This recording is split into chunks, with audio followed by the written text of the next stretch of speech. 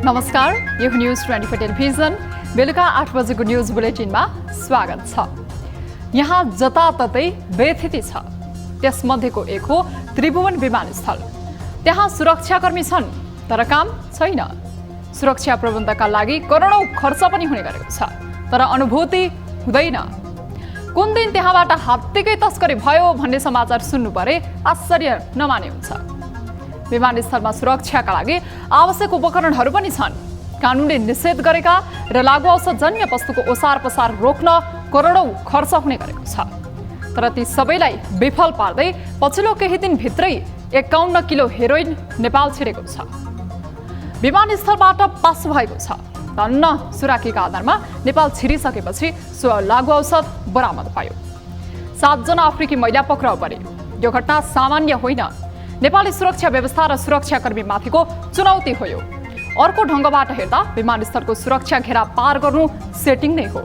Setting बिना यो सम्भव नै छैन। हेरोइन बरामद भयो भनेर नेपाल सरकार चुप बस्नु हुँदैन।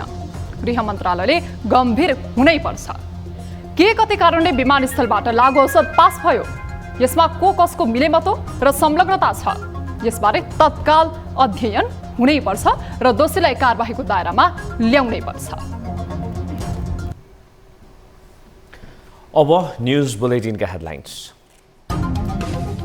एसपीपी बारे सरकार, प्रतिपक्ष र नेपाली सेनाको आफ्नै तर्कले अन्यल समाधान खोज्ने भन्दा एकअर्कामा दोष थोपर्दा समस्या झन जटिल, कूटनीतिक क्षेत्रमै प्रभाव पर्ने विश्लेषण। अन्य किसिमका सहयोगहरूको बारेमा भनिएको छ। नेपालमा लागू औषधको ओसार पसार बढ्दो, 16 किलो हेरोइन काण्डले त्रिभुवन विमानस्थलको सुरक्षा व्यवस्थामाथि प्रश्नै प्रश्न। प्राधिकरणको पनि कमी कमजोरी छ, मैले आफूलाई स्वीकार गर्नुपर्छ। संस्कृति मन्त्रीको उद्दण्ड आचरण बढ्दै जिम्मेवार अधिकारीलाई तथा नाम गर्नु दण्डनीय भएको प्रतिक्रिया, कारबाही गर्ने बारे प्रधानमन्त्री उदासीन। स्वयं व्यक्तिले पनि आफूलाई कुन नैतिक धरातलमा उभ्याउने भन्ने कुरा उहाँले स्वयं पनि। वैशाखमा घटेको आयात जेठमा फेरि उकालो लाग्यो। कुल बजेटको आकार भन्दा आयात बढी, 11 महिनामा 17.5 खर्ब बाहिरियो। आयात गरिने वस्तुहरूलाई प्रतिस्थापन जहिलेसम्म गरिँदैन तहिलेसम्म यो आयात बढिरहेको छ। र नेपाली फुटबलको लज्जास्पद पराजयबारे खेल नेतृत्व उदासीन। खेल स्तरमा सुधार भन्दा एन्फान नेतृत्व हत्याउन होडबाजीमै व्यस्त। टफ ग्रुपमा त टफ ग्रुपै थियो होइन, तर पर्फर्मेन्स हिसाबमा केही फरक हुन्थ्यो कि भन्ने प्रेडिक्ट गर्न चाहिँ सक्छ।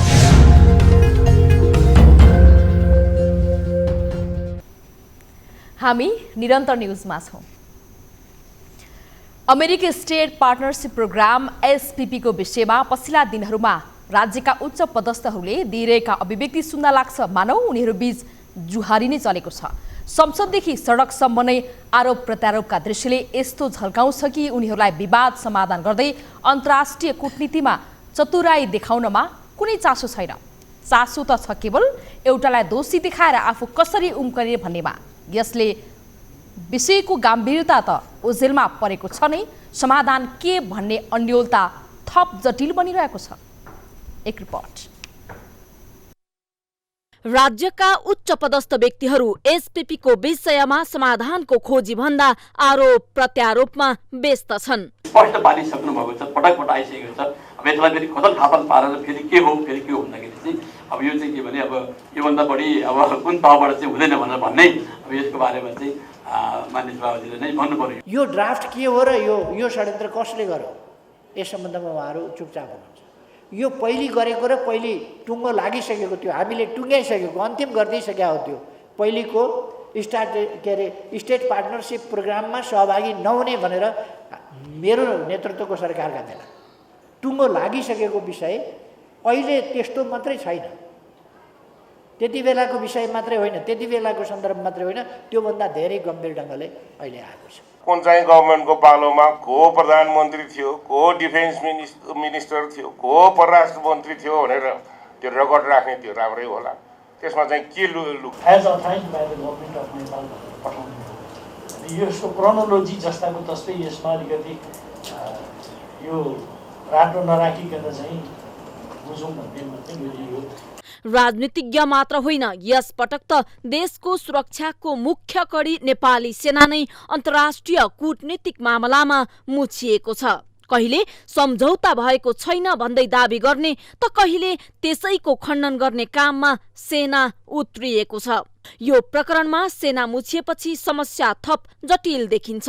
अहिले फेरि सेनाले सैन्य गठबन्धनका लागि नभई मानवीय सहायताका लागि चिठी लेखेको तर्क गरिरहेको छ। यसमा सेक्युरिटी रिलेसनसिप र अन्य किसिमका सहयोगहरूको बारेमा भनिएको छ, त्यति मात्रै हो। नेताहरू र सेनाबीच जुहारी चलिरहेको यस विषयमा संसदीय समिति भने केही जिम्मेवार रूपमा प्रस्तुत भएको देखिन्छ। शुक्रबार बसेको अन्तर्राष्ट्रिय सम्बन्ध समितिको बैठकले सरकारसँग आवश्यक कागजात माग गरे पश्चात यो विषय समाधान पाउने बाटोतिर गएको झिनो आशा गर्न सकिन्छ।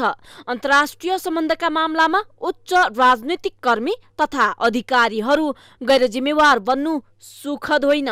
न्यूज 24 टेलिभिजनका लागि टङ्ककला तिमल सेना, काठमाडौँ।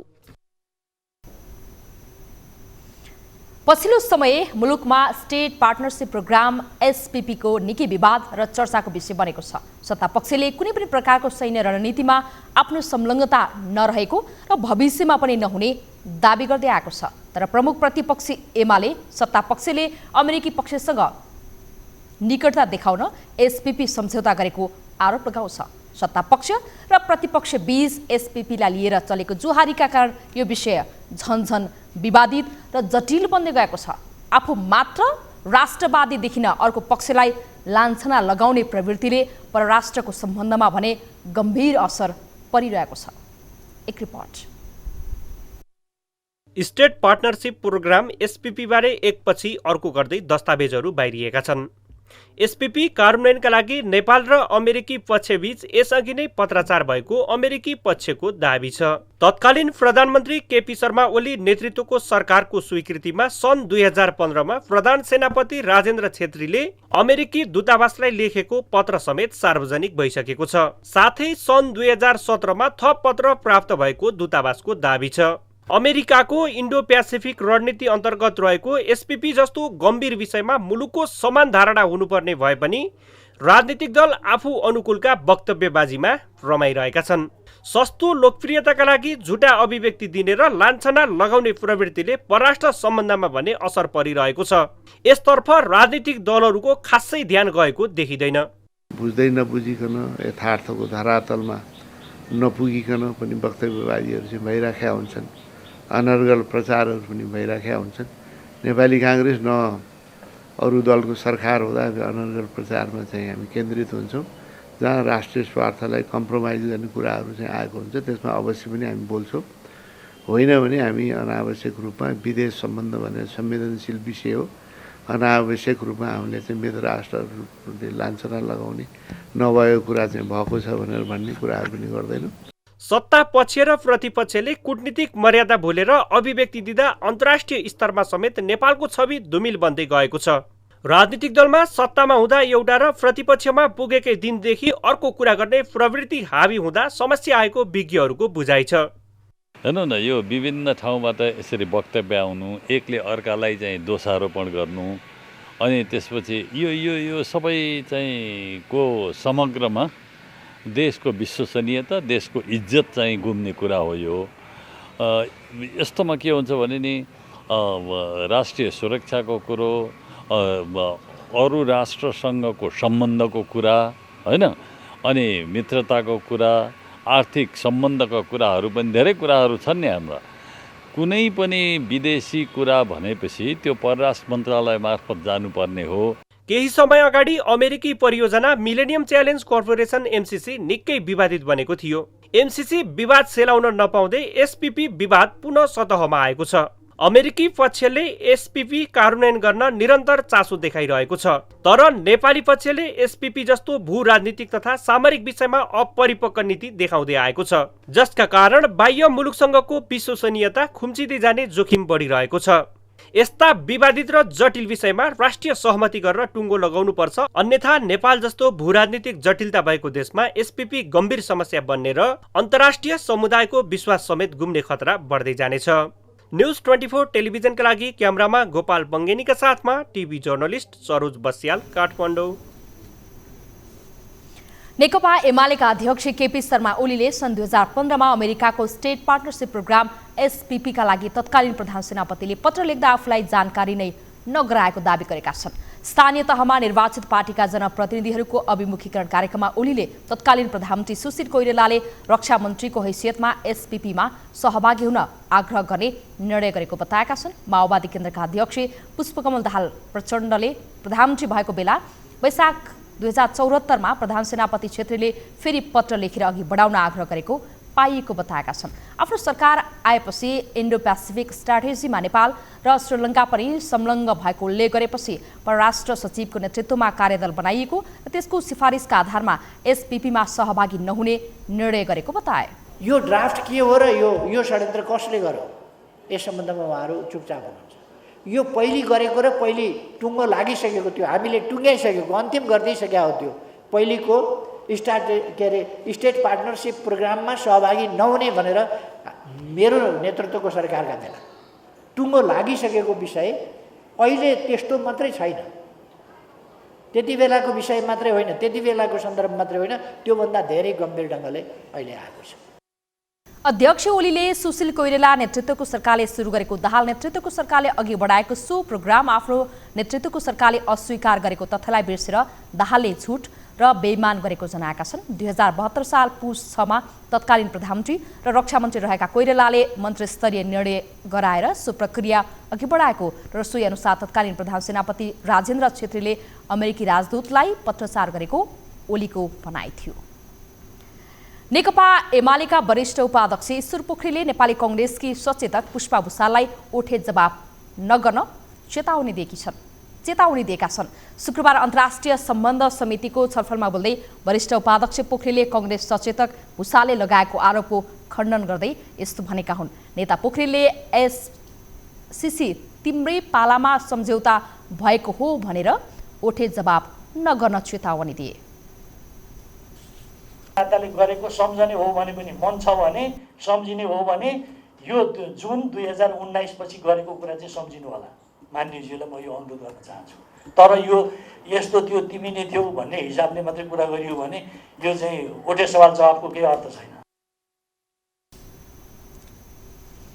यता नेकपा एमालेका सांसद भीम रावलले एसपीपी स्वीकार्य हुँदैन भनेर अमेरिकालाई सरकारले पत्र लेख्न आग्रह गरेका छन्। समितिको छलफलमा नै बोल्दै सांसद रावलले नेपालले नचाहेमा एसपीपी सम्झौता नहुने भन्दै सरकारले अमेरिकालाई तत्काल पत्र लेख्नुपर्ने बताए। नेपाली जनताले थाहा पाउनु पर्छ नेपालको परराष्ट्र नीति, नेपालको राष्ट्रिय सुरक्षा, नेपालको स्वाधीनता स्वतन्त्रता यो कुनै सरकार, व्यक्ति विशेष, मन्त्री विशेषसँग मात्र सरकारको विषय होइन।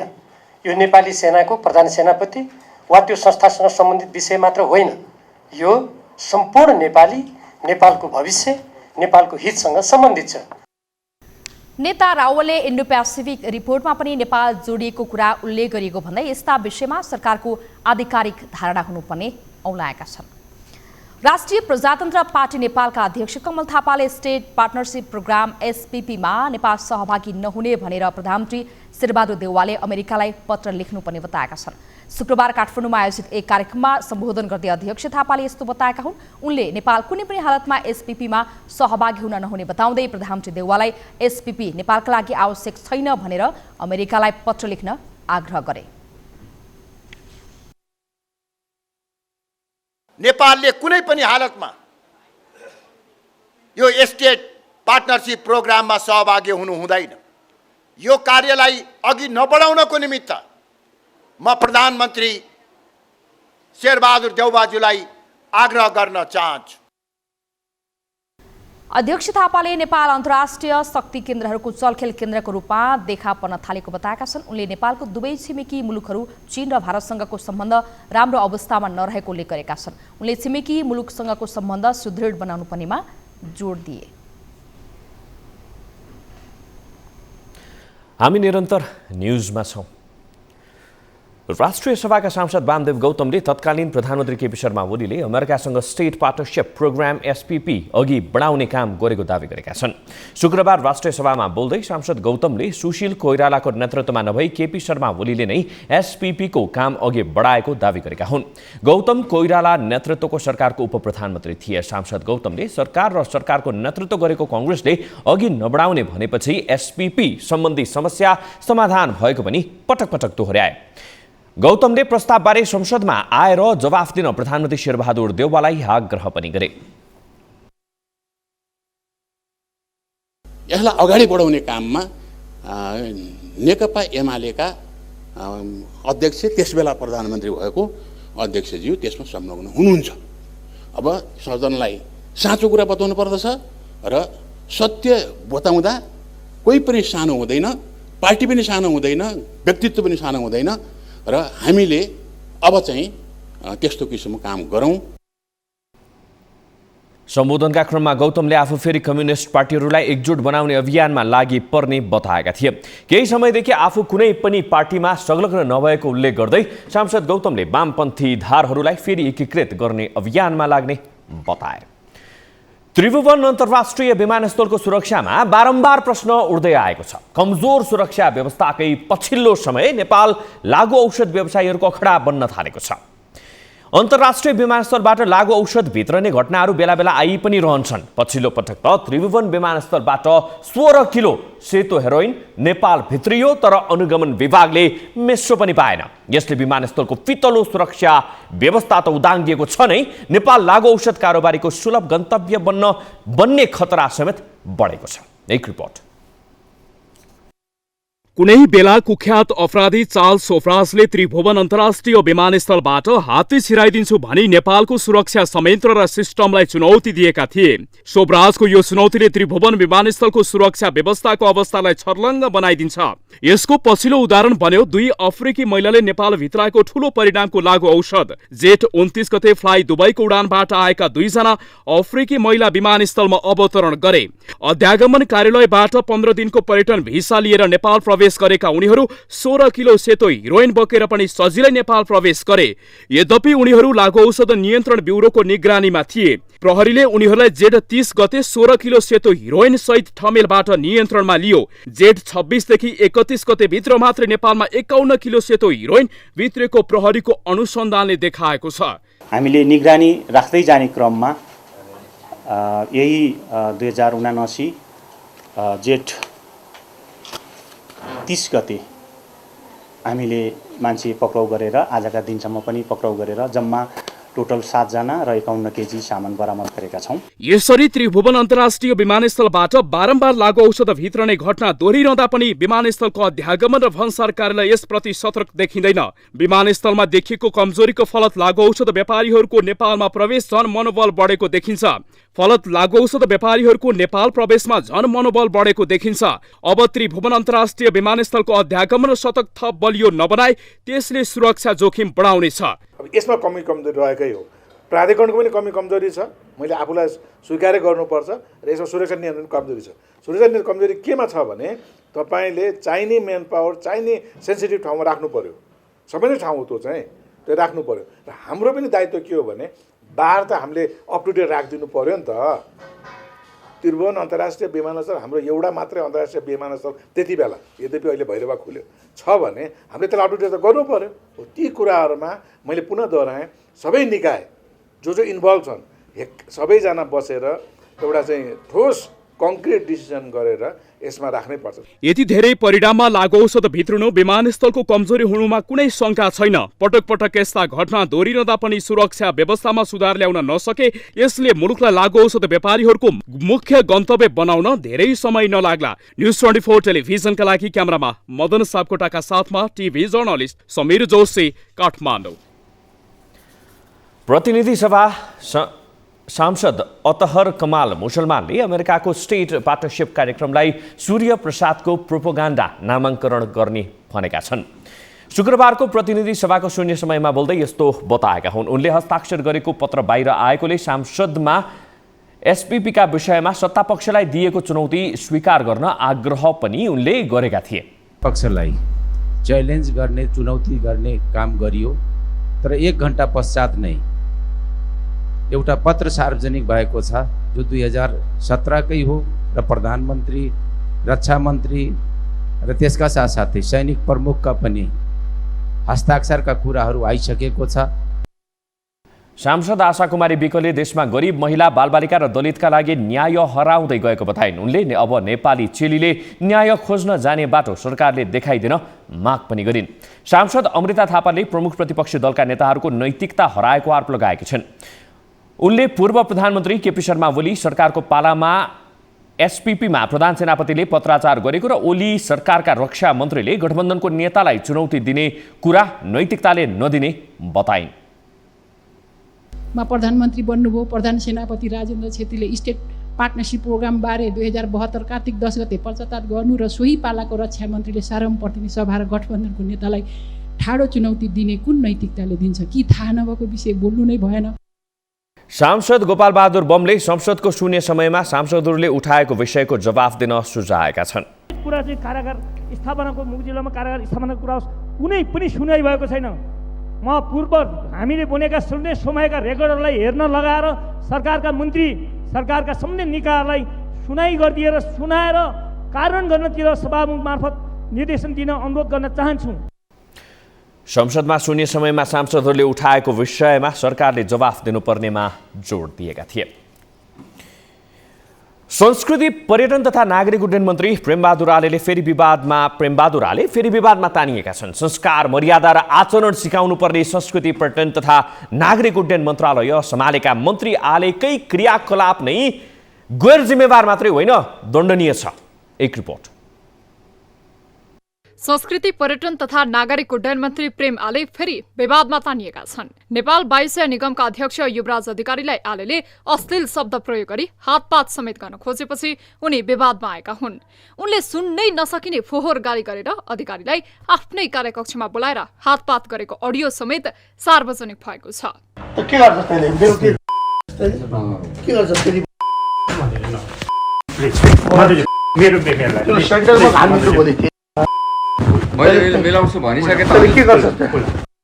उनको यो हरकत पहिलो भने होइन, उनी यसै गरी पटक पटक विवादमा तानिरहन्छन्।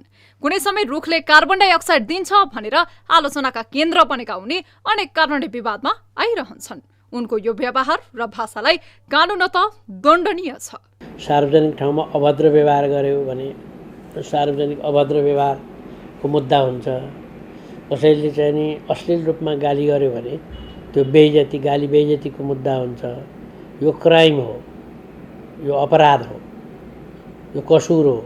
यसअघि पर्यटन बोर्डका सिइओ धनञ्जय रेग्मीमाथि तुच्छ अभिव्यक्ति दिएका थिए आलेले। भारत पस्ने जगत ओली नामका युवालाई तथा नाम गाली गर्दै खुट्टा भाँचिदिने धम्की दिएर आले विवादमा तानिएका थिए। कुर्सी गुम्नै लागेको झोकमा आफ्नै पार्टीका नेतालाई चिप्लेचोर भन्दै गाली गलौज गरेका थिए, तर पार्टीले उनलाई कारबाही गरेन। चर्चामा आउन काम भन्दा स्टन्ट बढी गर्दै आएका मन्त्री आलेका हरकत विरुद्ध उनको दलले छानबिन गर्ने जनाएको छ। पार्टीको औपचारिक समितिले, कमिटीले ती कुराहरूलाई प्राप्त गरेका छ कि छैन, यो सामाजिक सञ्जालमा कता कता के भएको भन्ने म सुन्छु। पार्टीको सम्बन्धित कमिटीमा पुगेपछि त्यसको बारेमा पार्टीले गम्भीरतापूर्वक सुन्नै पर्छ, हेर्नै पर्छ र एउटा निष्कर्षमा पुग्नै पर्छ नि। आचरण र अभिव्यक्तिका कारण यसअघि मन्त्रीहरूले कुर्सी गुमाएको उदाहरण छ। कुनै बेला शरद सिंह भण्डारीले मन्त्रीबाट हात धुनु परेको थियो। केपी शर्मा ओली नेतृत्वको सरकारका कानून मन्त्री शेरबहादुर तामाङले विवादास्पद अभिव्यक्ति दिएकै कारण मन्त्री पदबाट राजीनामा गरेका थिए। उहाँहरू स्वयंले अब आफूले बुझ्नुपर्ने कुरा पनि हो र यस्ता कतिपय आपराधिक कुराहरू पनि हुन्। अब कानुन विपरीतै भयो भने त कानुन लाग्नु पनि पर्ने हुन्छ। यद्यपि अब नैतिकताको हिसाबले हेर्ने हो भने स्वयं व्यक्तिले पनि आफूलाई कुन नैतिक धरातलमा उभ्याउने भन्ने कुरा उहाँले स्वयं पनि बुझ्न जरुरी छ। आलेले यस्ता हरकत बारम्बार दोहोर्याउँदा पनि मन्त्री आले भने चयनका साथ हिँडिरहेका छन्। आलेले नैतिकता देखाउन सकेका त छैनन् नि, उनको दल एकीकृत समाजवादीले पनि उनलाई कारबाही गरेको छैन। प्रधानमन्त्री शेरबहादुर देउवाले पनि उनलाई पदमुक्त गर्ने हिम्मत गर्न सकेका छैनन्। यस्ता घटना अगाडि भएका छन् र दुईटै साइडबाट त्यो कुरा आएको छ र कसैले गरेको छ भने त्यो सार्वजनिक पद धारण गरेको व्यक्तिले त्यस्तो गर्न मिल्दैन। तर अघिल्लो घटनाको पनि न त छानबिन भयो हैन, खालि उहाँको चाहिँ स्पष्टीकरण एउटा आयो, तर वास्तवमा त्यसको एक खालको यस्तो आइसकेपछि त्यसको विषयमा छानबिन चाहिँ हुनुपर्छ। पदमा बसेका व्यक्तिको उच्च नैतिक आचरण हुनुपर्दछ। मन्त्री बने लगतै आचरणबारे निर्देशन दिएका एकीकृत समाजवादीका अध्यक्ष माधव कुमार नेपाल पनि आले विरुद्ध डण्डा चलाउन नसकी लाचार बस्नु विडम्बनापूर्ण छ। न्युजहरू अझै बाँकी छन्, अब पालो ब्रेकको।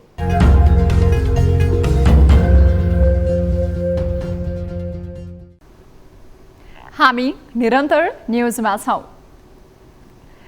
वैशाख महिनामा केही भए पनि घटेको आयात जेठ महिनामा भने फेरि उकालो लागेको छ। आयात बढेसँगै चालु आर्थिक वर्षको 11 महिनामा आयात रकम 17.5 खर्बभन्दा बढी भएको छ। जेठ महिनामा मात्रै 1.5 खर्बभन्दा बढी आयात भएपछि 11 महिनामा आयात 17 खर्ब 62 अर्ब पुगेको छ। एक रिपोर्ट। चालु आर्थिक वर्ष सुरुवातदेखि नै आयातको रफ्तार बढिरहेको छ। बीचमा सरकार तथा राष्ट्र बैंकको नीतिगत कडाइले गर्दा माघ र वैशाखमा आयात केही हदसम्म घटेको भए पनि पुनः उकालो लाग्न थालेको भन्सार विभागको तथ्याङ्कले देखाएको छ। आयात बढेर विदेशी मुद्रा सञ्चितमा दबाव परेको भन्दै उद्योग, वाणिज्य तथा आपूर्ति मन्त्रालय र राष्ट्र बैंकले विभिन्न सामग्रीको आयातमा लगाएको प्रतिबन्ध भने अझै कायमै छ। तर यी प्रतिबन्धले पनि आयातलाई भने रोक्न सकेको छैन।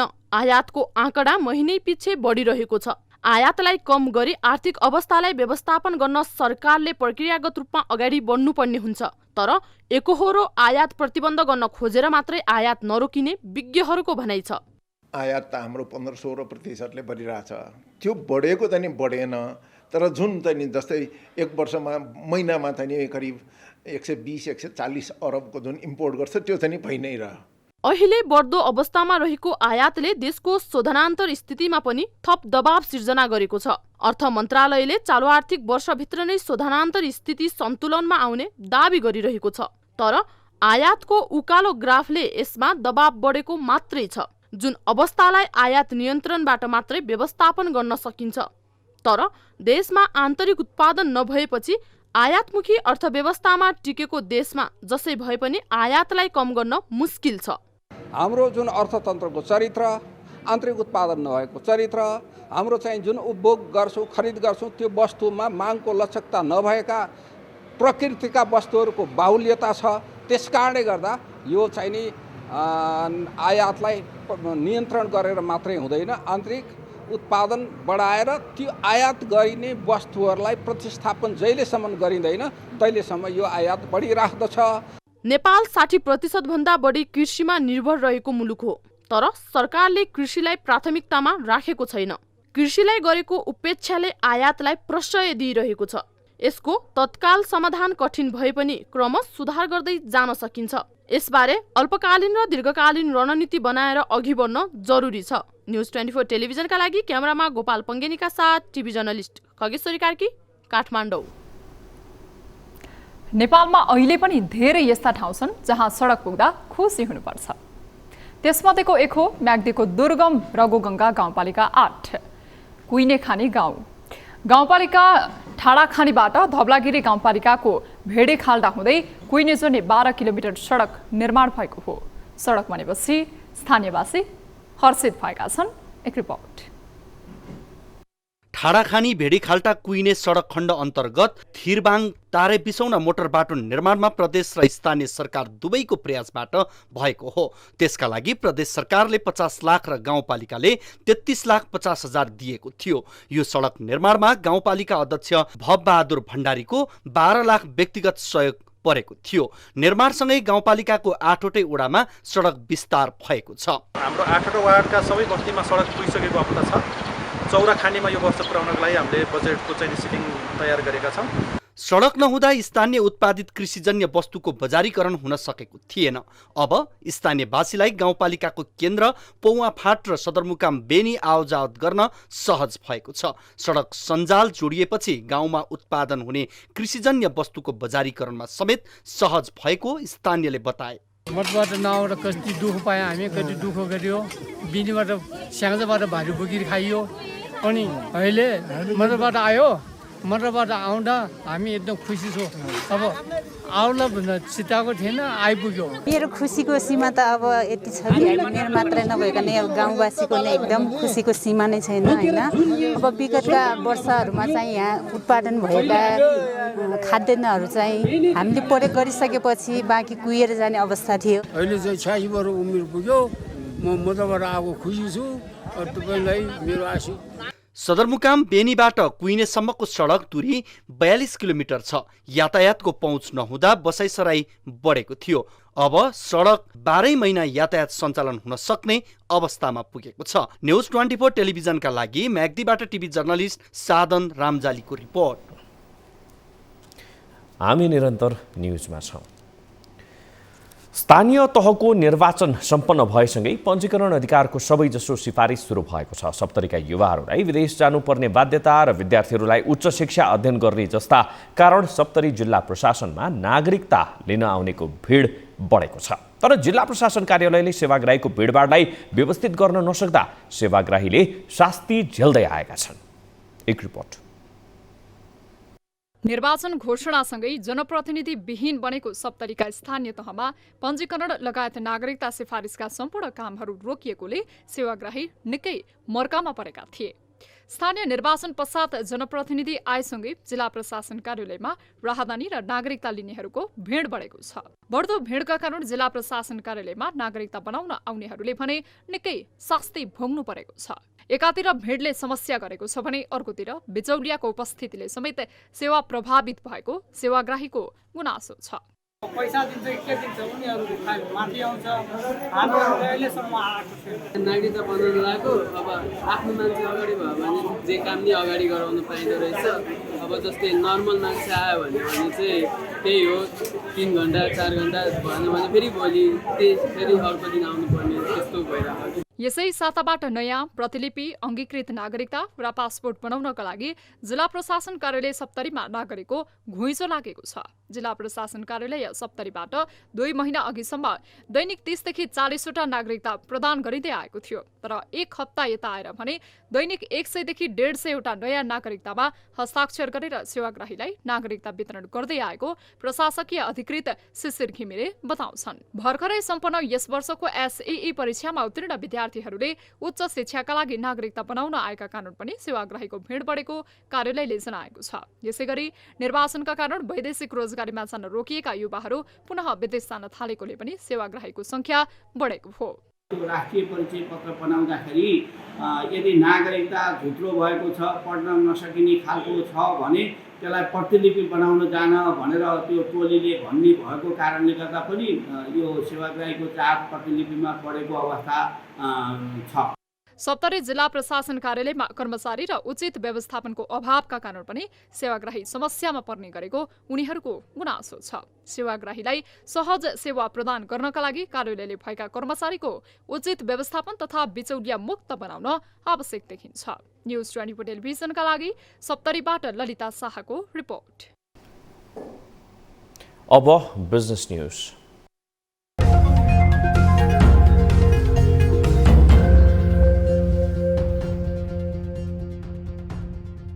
शेयर कारोबार हुने साताको अन्तिम दिन शुक्रबार नेप्से परिसूचक 7.56 अङ्कले गिरावट आएको छ। अघिल्लो दिन 1978.94 अङ्कमा पुगेको नेप्से शुक्रबार घटेर 7.1971.38 बिन्दुमा पुगेको हो। शुक्रबार 2 घण्टाका लागि सञ्चालनमा आएको शेयर बजारमा कुल 220 कम्पनीको 23,55,001 किता शेयर किनबेच भए। जसबाट 73 करोड 63 लाख 12,158 रुपियाँ कारोबार भएको छ। शुक्रबारको कारोबारपछि बजार पुँजीकरण 28 खर्ब 10 अर्ब 69 करोड 61 लाख 80 हजार पुगेको छ। कारोबार भएका कुल 13 उपसमूह मध्ये शुक्रबार सामूहिक लगानी कोषको मात्रै सेयर मूल्यमा वृद्धि भएको छ। कारोबारका आधारमा शुक्रबार नेपाल दूरसञ्चार कम्पनी शीर्ष स्थानमा रहेको छ।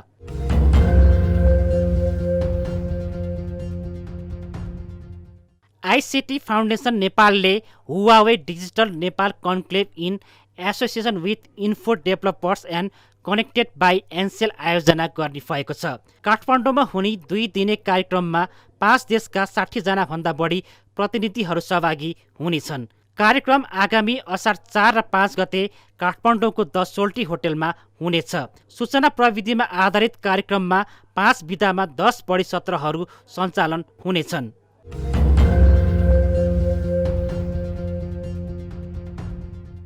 नेपालका लागि ब्ल्याक एन्ड डेकका आधिकारिक विक्रेता चौधरी ग्रुपले साना होम एप्लायन्सहरू नेपाली बजारमा ल्याएको छ। घरायसी कार्यलाई सहज बनाउन ब्ल्याक एन्ड डेकरले प्रडक्ट रेन्जमा air fryer electric oven, toaster oven, electric pressure cooker, air humidifier लगायतका सामग्री बजारमा ल्याएको हो।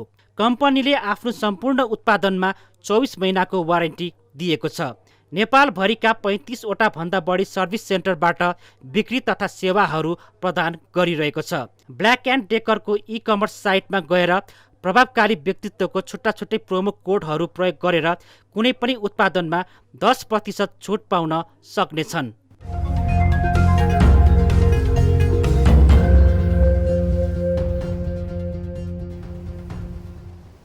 न्युजहरू अझै बाँकी छन्, अब पालो ब्रेकको।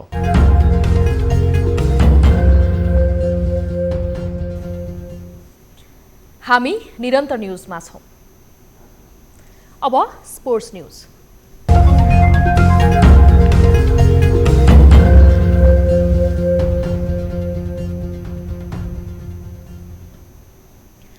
खेलकुद र राजनीति फरक फरक हो, तर नेपाली खेलकुदमा राजनीति हाबी छ। लाग्छ कि खेलकुद पनि राजनीतिकै अङ्ग हो। अखिल नेपाल फुटबल सङ्घ एन्फाको निर्वाचनको मिति नजिकिँदैछ, त्यसैले दलका कतिपय नेता कार्यकर्ता फुटबल सङ्घको नेतृत्वको दौडमा छन्। यति बेला नेपाली राष्ट्रिय टिमको सफलता वा असफलताको मुद्दा कसैको प्राथमिकतामा परेको छैन। एन्फा निर्वाचनको छायामा रुमलिएको छ। एक रिपोर्ट। नेपाली फुटबल टोली कुवेतमा भएको एसिया कप छनौट खेल खेलेर स्वदेश फर्केको छ। नेपाल तेस्रो चरणमा अङ्कविहीन बन्यो। जोर्डनसँग 2-0ले हारेको नेपाल कुवेतसँग 4-1ले पराजित हुन पुग्यो। समूहको अन्तिम खेलमा इन्डोनेसियासँग त नेपाली टोली 7-0 गोलले स्तब्ध भयो। नेपालको चिर प्रतिद्वन्दी भारत लगातार दोस्रो पटक एसिया कप छनौट भइसकेको छ। नेपाल भने लज्जास्पद हार बेहोर्दैछ। किन त जवाफको खोजी कसैले गरेको छैन। मैदानमा उत्रनु अघि प्रमुख प्रशिक्षक अब्दुल्ला अल्मुताइरीले पराजय स्वीकारेर खेलाडीको मनोबल खस्काएका थिए। खेलकुदमा अनुशासन र टिम स्पिरिट अनिवार्य छ, तर अल्मुताइरी र खेलाडीहरूको विवादको असर पनि प्रतियोगितामा प्रष्टै छल्कियो। मूलत एन्फाका पदाधिकारीहरू खेल कौशलमा निखरता ल्याउने भन्दा पनि नेतृत्व हत्याउने बाटोमा लाग्दा नेपालको प्रदर्शन अपेक्षित रहेन। अब भइरहेको प्लेयरहरू एकासी टिममा नहुँदा त अलिकति फरक त परि नै हाल्छ होइन, किनभने नयाँ भाइहरूको आफ्नो एउटा नयाँ भाइले पनि राम्रो प्रुभ गरेर आयो भनौँ न। तर मेरो विचारमा चाहिँ यदि अलिकति पुरानो प्लेयरहरू भएको थियो भने चाहिँ सायद अलिकति केही फरक हुन सक्थ्यो होला जस्तो लाग्छ मलाई चाहिँ। राम्रो रिजल्ट भन्नाले अब हामी टफ ग्रुपमा त टफ ग्रुपै थियो होइन, तर पर्फर्मेन्स हिसाबमा केही फरक हुन्थ्यो कि भन्ने प्रेडिक्ट गर्न चाहिँ सकिन्छ। एउटा नयाँ टिम जस्तो भयो होइन। अब कति 20 दिन जति अब यहाँ ट्रेनिङ गऱ्यौँ। अब उता पनि 10 दिन कतारमा ट्रेनिङ क्याम्प भयो। त्यसपछि एउटा राम्रो एक्सपिरियन्सको रूपमा लिन्छ। मलाई चाहिँ खुसी लाग्यो अब कुवेत जस्तो टिमलाई गोल हान्नु पाउँदा चाहिँ। अझै अब हामीले अझै ट्रेनिङ अलिक धेरै गर्न पाएको भए चाहिँ अझै राम्रो गर्न सकिन्थ्यो कि जस्तो चाहिँ लागेको थियो। एसिया कप छनौटपछि नेपाली फुटबलको कार्यदिशा के हो र कुन रणनीति सहित अघि बढ्ने भन्ने स्पष्ट योजना एन्फासँग छैन। असार 6 गते एन्फाले आगामी 4 वर्षका लागि नयाँ नेतृत्व चयन गर्दैछ, तर प्रतिस्पर्धामा रहेका उम्मेद्वारले पनि फुटबलका एजेन्डा र खेलाडीको स्तर उन्नतिलाई स्पष्ट रूपमा समावेश गर्न नसक्दा खेलाडी निराश छन्। एन्फाको अबको नेतृत्वले राष्ट्रिय टिमलाई अर्को प्रतियोगिताका लागि कसरी तयार पार्छ त्यो महत्त्वपूर्ण हुनेछ। खेलकुद मन्त्रालय, राष्ट्रिय खेलकुद परिषद जस्ता निकायहरू पदाधिकारीका लागि भन्दा खेल र खेलाडीको पक्षमा नलागेसम्म खेल क्षेत्रले अपेक्षित फड्को मार्ने छैन। न्युज 24 टेलिभिजनका लागि टिभी जर्नलिस्ट राजन ढकालको रिपोर्ट। अब न्युज बुलेटिनको अन्त्यमा पुनः हेडलाइन्स। एसपीपी बारे सरकार, प्रतिपक्ष र नेपाली सेनाको आफ्नै तर्कले अन्यल। समाधान खोज्ने भन्दा एक अर्कामा दोष पर्दा समस्या झन जटिल, कूटनीतिक क्षेत्रमै प्रभाव पर्ने विश्लेषण। अन्य किसिमका सहयोगहरूको बारेमा भनिएको छ। नेपालमा लागु औषधको ओसार पसार बढ्यो। 16 किलो हेरोइन काण्डले त्रिभुवन विमानस्थलको सुरक्षा व्यवस्थामाथि नै प्रश्न। प्राधिकरणको पनि कमी कमजोरी छ, मैले आफूलाई स्वीकार गर्नुपर्छ। संस्कृति मन्त्रीको उद्दण्ड आचरण बढ्दै जिम्मेवार अधिकारीहरूलाई तथा नाम गर्नु दण्डनीय भएको प्रतिक्रिया। कारबाही गर्ने बारे प्रधानमन्त्री उदासी। स्वयं व्यक्तिले पनि आफूलाई कुन नैतिक धरातलमा उभ्याउने भन्ने कुरा उहाँले स्वयं पनि। वैशाखमा घटेको आयात जेठमा फेरि उकालो लाग्यो। कुल बजेटको आकारभन्दा आयात बढी। 11 महिनामा 17.5 खर्ब पाइदियो। आयात गरिने वस्तुहरूलाई प्रतिस्थापन जहिलेसम्म गरिँदैन तहिलेसम्म यो आयात बढिरहेको छ। र नेपाली फुटबलको लज्जास्पद पराजयबारे खेल नेतृत्व उदासीन। खेल स्तरमा सुधार भन्दा एन्फा नेतृत्व हत्याउन होडबाजीमै व्यस्त। टफ ग्रुपमा त टफ ग्रुपै थियो होइन, तर पर्फर्मेन्स हिसाबमा केही फरक हुन्थ्यो कि भन्ने प्रेडिक्ट गर्न चाहिँ सकिन्छ।